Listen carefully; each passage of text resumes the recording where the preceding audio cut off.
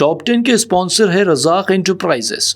حج 2027 booking شروع، limited packages, آج ہی رابطہ کرے۔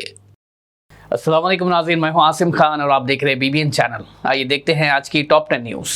امریکی صدر ڈونلڈ ٹرمپ نے کہا ہے کہ امریکہ اور ایران کے درمیان سیمی نیگوشیٹنگ صورتحال چل رہی ہے، یعنی دونوں ملک کسی حد تک رابطے میں ہیں لیکن کوئی رسمی ڈائریکٹ ایگریمنٹ نہیں ہوا ہے۔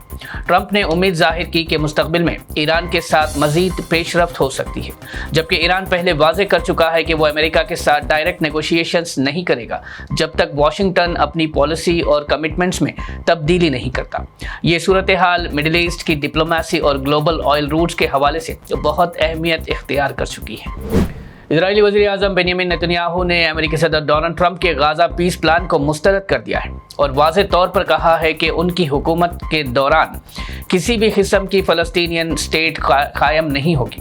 نیتن یاہو نے کہا کہ اسرائیلی فوج غزہ سے اس وقت تک واپس نہیں ہوگی جب تک حماس مکمل طور پر غیر مسلح نہ ہو جائے۔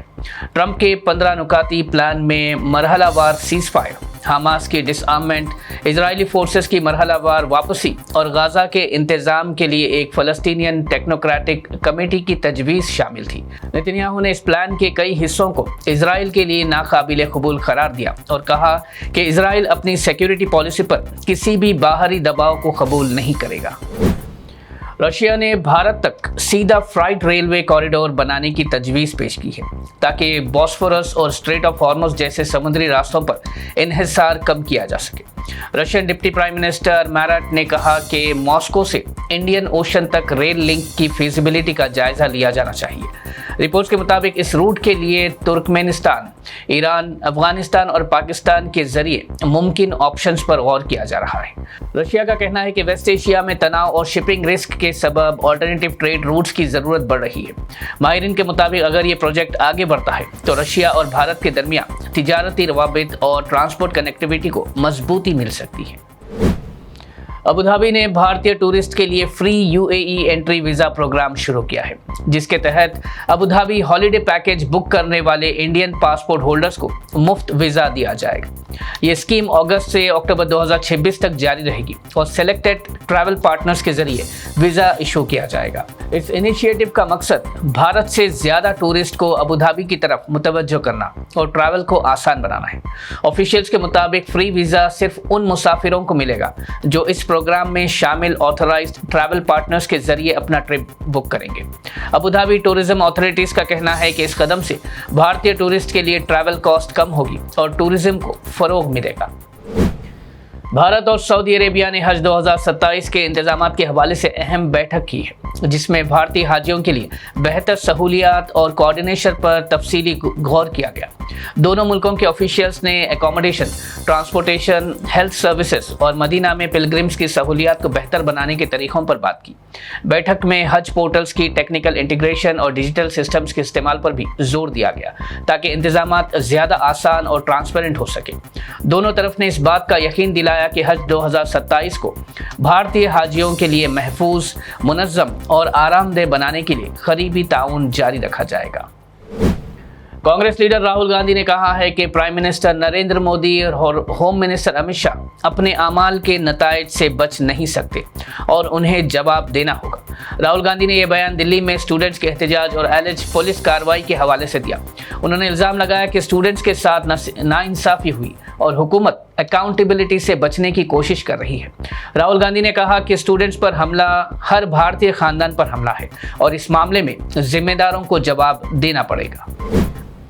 پارلیمنٹ کے مانسون سیشن کے دوران مرکزی حکومت لوک سبھا میں کیرلا آلٹریشن آف نیم بل 2026 پیش کرنے جا رہی ہے، جس کے ذریعے کیرلا کا نام بدل کر کیرلم رکھنے کی تجویز ہے۔ رپورٹس کے مطابق union home minister Amit Shah اس بل کو لوک سبھا میں پیش کریں گے۔ کیرلا اسمبلی پہلے ہی اس نام تبدیلی کے حق میں متفقہ قرارداد منظور کر چکی ہے اور یونین کابینٹ نے بھی اس تجویز کو منظوری دے دی ہے۔ حکومت کا کہنا ہے کہ کیرلم ملیالم زبان اور ریاست کی ثقافتی پہچان کو بہتر طور پر ظاہر کرتا ہے۔ اگر پارلیمنٹ سے یہ بل منظور ہو جاتا ہے اور قانونی عمل مکمل ہو جاتا ہے تو ریاست کا رسمی نام کیرلم ہو جائے گا۔ तेलंगाना डीजीपी सीवी आनंद ने कहा है कि रियासत में पिछले 3 सालों के दौरान साइबर क्राइम की वजह से तकरीबन 1700 करोड़ रुपए का नुकसान हुआ है। उन्होंने वरंगल में मीडिया से बात करते हुए कहा कि ये रकम रिवायती जुर्म से होने वाले नुकसान से तकरीबन 3 गुना ज्यादा है। डीजीपी ने बताया कि साइबर फ्रॉड से चोरी हुई रकम की रिकवरी अभी भी पुलिस के लिए एक बड़ा चैलेंज बनी हुई है। उन्होंने अवाम से अपील की कि डिजिटल ट्रांजैक्शंस के दौरान हमेशा एहतियात करें और ओटीपी, इन्वेस्टमेंट ऑफर्स और फेक डिजिटल अरेस्ट स्कैम से होशियार रहें। हैदराबाद में बर्थ और डेथ सर्टिफिकेट्स के लिए जल्द ही नया सिविल रजिस्ट्रेशन सिस्टम पोर्टल शुरू किया जाएगा, जिसके जरिए रजिस्ट्रेशन और सर्टिफिकेट हासिल करने का ज्यादातर अमल ऑनलाइन हो जाएगा। जीएचएमसी और तेलंगाना हुकूमत इस सिस्टम को डिजिटल रजिस्ट्रेशन के तौर पर नाफिज कर रही है। नए पोर्टल में हर रजिस्ट्रेशन को एक यूनिक आईडी दी जाएगी और सर्टिफिकेट्स क्यूआर कोड के साथ जारी होंगे ताकि उनकी असलियत की आसानी से तस्दीक की जा सके। रिपोर्ट्स के मुताबिक ऑनलाइन एप्लीकेशंस की प्रोसेसिंग तेज होगी और सर्टिफिकेट्स आमतौर पर 3 से 5 दिन के अंदर जारी किए जा सकेंगे। इस सिस्टम का मकसद फेक सर्टिफिकेट्स को रोकना, रिकॉर्ड्स को मरकजी डेटाबेस से जोड़ना और वेरिफिकेशन को ज्यादा ट्रांसपेरेंट बनाना है। जीएचएमसी का कहना है कि पोर्टल शुरू होने के बाद शहरियों को सर्टिफिकेट के लिए दफ्तरों के चक्कर कम लगाने पड़ेंगे और ज्यादातर खिदमत ऑनलाइन दस्तयाब होगी। तेलंगाना के आईटी और इंडस्ट्रीज मिनिस्टर डी श्रीधर बाबू गांधी भवन में आवाम के साथ प्रजलतो मुखामुखी प्रोग्राम में सीधा मुलाकात करेंगे। इस प्रोग्राम का मकसद लोगों के मसाइल और शिकायत को बराह रास्त सुनना और उनके हल के लिए मुतालिक डिपार्टमेंट्स को हिदायत देना है। श्रीधर बाबू ने कहा कि कांग्रेस हुकूमत अवाम के मसाइल को अहमियत देती है और लोगों के लिए दस्तयाब रहना ज़रूरी है। गांधी भवन में इससे पहले भी ऐसे प्रोग्राम्स के जरिए अवाम से पिटीशन हासिल की जा चुकी है। इस मुलाकात में मुख्तलिफ इलाकों से लोग अपने मसाइल और मुतालिबात मिनिस्टर के सामने रख सकते हैं। हुकूमत का मकसद पब्लिक ग्रीवेंसेस को जल्दी हल करना और लोगों को बेहतर खिदमात फराहम करना है।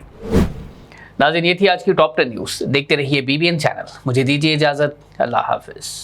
क्या आप भी हज 2027 की सआदत हासिल करने का ख्वाब देख रहे हैं?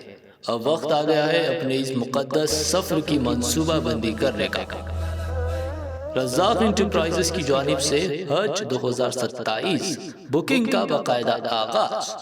हज पैकेजेस के माहिरीन मुकम्मल रहनुमाई और मुशावरत, वीजा, टिकट, रिहाइश और ट्रांसपोर्ट का बेहतरीन इंतजाम, तजुर्बेकार और काबिल एतमाद टीम की खिदमत, आरामदेह क़याम, हर मरहले पर रहनुमाई और ताउन। आज ही राब्ता कीजिए। हज 2027 के महदूद पैकेजेस के लिए अपनी सीट अभी महफूज करवाएं। Razzaq enterprises, overseas man power consultant, हज एंड उम्रा specialist. Head office shop number 169, first floor, बाबू खान स्टेट, बशीरबाग, हैदराबाद।